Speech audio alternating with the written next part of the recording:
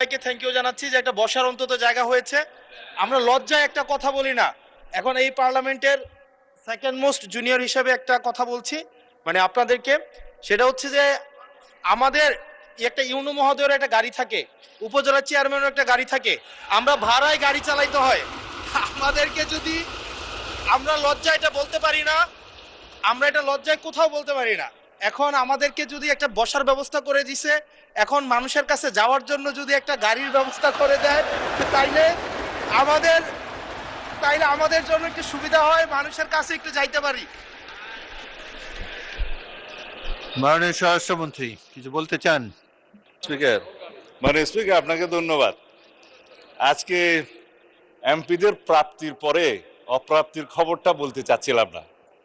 আমাদের মাননীয় প্রধানমন্ত্রী যেদিন সংসদ নেতা নির্বাচিত হয়েছেন, আমাদের পার্লামেন্টারি পার্টি মিটিংয়ে প্রথমেই দুটো অনুশাসন দিয়েছেন যে আমরা এমপিরা এই নতুন পার্লামেন্টে জনপ্রত্যাশা অনুযায়ী আলাদা কোনো সুযোগ সুবিধা নেব না।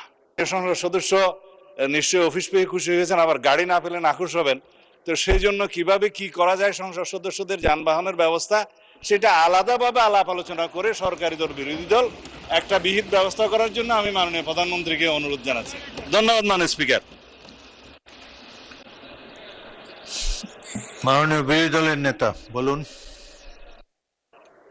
আমি আজকে ধন্যবাদ দিতে দাঁড়ালাম, কারণ বিরোধী দলেরই একজন সদস্য তিনি এই দাবিটা সামনে এনেছিলেন।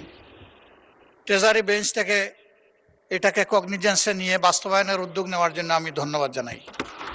তবে একটা কথা আছে যে ছোটদেরকে কখনো না বলতে নাই, তাদের আবদারে সবসময় হা বলতে হয়। হাসনাত আব্দুল্লাহ বলে ফেলেছে, সাথে সাথে না না বললে আমি বেশি খুশি হইতাম। আমি চিন্তা করেছিলাম যে এত বড় খবরের পরে বিরোধী দল থেকে কিছু মিষ্টি খাওয়াই দিব, কিন্তু এখানে এসে বাধাগ্রস্ত হয়ে গেছি, পারলাম না, একটা ধাক্কা খাইলাম। মাননীয় স্পিকার, আপনাকে ধন্যবাদ।